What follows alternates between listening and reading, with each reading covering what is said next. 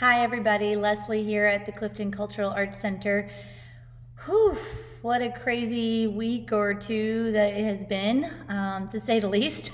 I can only imagine what all everybody else is dealing with, both with work and kids home from school, and depending on where you are in your time of life, the difficulties that are presented for each of us are different at this time. So I just wanted to give a quick check-in, kind of let you guys know what CCAC is doing and how CCAC is doing at this time, and also encourage feedback, lines of communication between us and you guys. Mostly, we want to continue to try as best we can to encourage a sense of community, a feeling of belonging, and knowing that we have each other's backs during this time of social distancing and some tendencies for extroverts, including people like myself, to feel isolated, and everyone really. So we are going to put out some ideas in emails and on our social media, on Facebook predominantly, and so we hope that you'll follow us there and look on the lookout for things. And frankly, there's no shortage of wonderful resources that have been put online, not only by some of our partners here in Cincinnati, like Mad Cat Puppets and What Monket Puppets and the Cincinnati Art Museum and the zoo, and all of our wonderful cultural and arts institutions in the city. Practically everybody's doing some things online that you can access to still get your arts and culture fix, and to maybe pass some of this time that we're spending in our homes in an enlightening and productive way. And so you can find those all, of course, on the internet. We're putting together some things like CCAC Makes classes, and our African dance and culture classes will be available online. So we'll have some of that kind of stuff out there too. But we're also trying to think of sort of interesting and creative ways to make people feel like maybe on their walks there's some interesting pop-up arts things that happen, and working on some individual scavenger hunts that kids and families and even adults can do. Starting next week, we'll actually be putting out a weekly writing prompt, so look for that coming out on our social media on Wednesday of next week, just to get some people started writing a short story, 250 to 500 words, and then sharing that back with us via social media, so we can all kind of participate in a little writing workshop via the internet. And so yeah, be on the lookout for those things. And of course, depending on how long this kind of goes on, we'll continue to think up new and creative ways to stay connected. But I also just wanted to spend a couple of minutes talking about something that's popped up in my mind the last couple of days, particularly thinking about social isolation and not having that sustained interaction with one another, like the things that CCAC does so well, and the reason that we exist, to bring people together, whether that's through your Pilates class or through your your after school art class, or even in our performances and our larger gathering type things like our sunset salons and refugee potluck dinners. So while all of those things are on a hiatus for the foreseeable future, it has got me thinking about this book. I've talked about this before, both I think in email blasts and maybe in vlogs.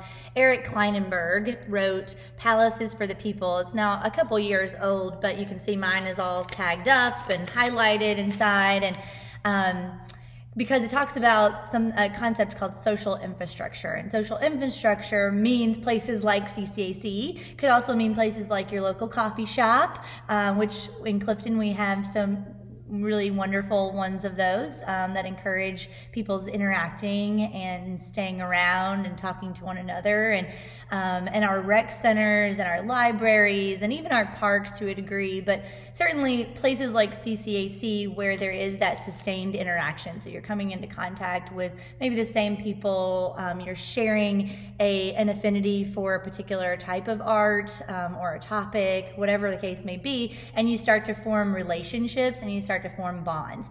And the part that I find most interesting in Kleinenberg's book for this time is that he actually starts the book off with a chapter about the differences between two Chicago neighborhoods during an unprecedented heat wave that happened in the mid-90s. Temperatures were up to 106 degrees, sustaining at that level for days and days, and many, many people in the two neighborhoods that he's looking at, Englewood and a different neighborhood that I can't think of the name of right now, had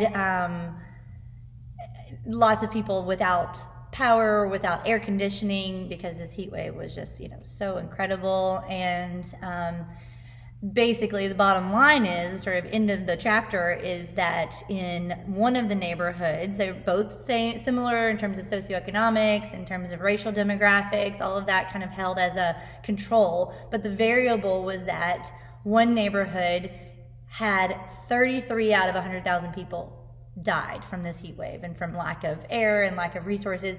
The other neighborhood, only 3 people of 100,000 passed away. And the big difference that he found in his book about social infrastructure is that one neighborhood had really let all of their social infrastructure go away. They hadn't sustained their libraries and their rec center and their gym and their performing arts center, whereas another neighborhood had robust systems in place for those types of things. And so when predominantly elderly people in this scenario were in their houses and isolated, and no one was checking on them, or they didn't have those relationships to say, oh, I wonder where so-and-so is today, why isn't she here at our chess game or our bridge game or what have you, then there weren't those people in one neighborhood to be looking out for the other people, because they hadn't had that sustained interaction. They hadn't built up that community through their social infrastructure, whereas the other one had. And so in this instance, in this particular example that Kleinenberg uses, it really was a matter of life and death. It was a difference between life and death, your network of people, your community, people that were checking in on you, people that you knew and were concerned about you. And so, of course, that came to mind during this time. We're not able to right now necessarily go out of our houses and join our friends and neighbors in classes or shared experiences, and that's all for very good reason. But I would encourage you to please check in. I mean, the wonderful thing is that we have this medium of the internet. We have FaceTime, right? So it doesn't necessarily matter whether you're speaking to your mother in Louisville, Kentucky, or to your neighbor just across the street.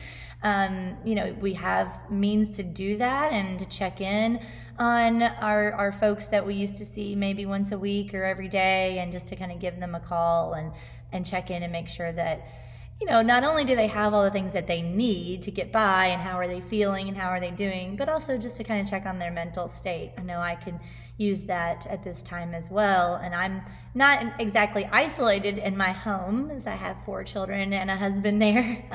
So we're isolated together, but we still all need to check in on each other in all seriousness, because we need to stay sane and we need to stay connected in whatever way we can. So back to that, if you have ideas, we would love to hear them. If you want to see something, if you have a great thought about how we can stay connected, and CCAC can just help with our email list and with our social media contacts, just push out those ideas, we're happy to do that. We would love to talk to you about them. We're here. You can give us a call or shoot me an email or get on our social media. But yeah, we would love to amplify any creative thoughts, any ways that our communities can really continue to come together to experience that connectedness that we've spent years building up. And so, the silver lining here is that we are in a good place, because we have had incredible social infrastructure and do in not only our neighborhood but also in our city. And so I think it's a testament to the investment that the city has made in locations like CCAC, and that the residents of the city have made, and the value that we've placed on institutions like CCAC, again, like our rec centers, like our libraries. And we at this point are in a pretty good spot, because we are pretty connected, and we are able to check on each other. And I know you all care about each other and one another, and I care about you. And CCAC will absolutely come through this on the other side. I shared a quote, probably a few months back, one of my favorite quotes from actually Charles Darwin, that it is not the strongest or most intelligent who will survive, but those who can best manage change. And I would add to Mr. Darwin's quote there that it's also those who can best maintain connectedness, right? So if we can remain involved in one another's lives, if we can stay plugged in to each other and not feel that isolation, and also manage the change that we're all experiencing in one or multiple facets of our lives, then we will survive through this. We will manage the change and we will get through it. So I have no doubt of that. So thanks for listening. This was a particularly long vlog, and I hope to catch up with you again soon.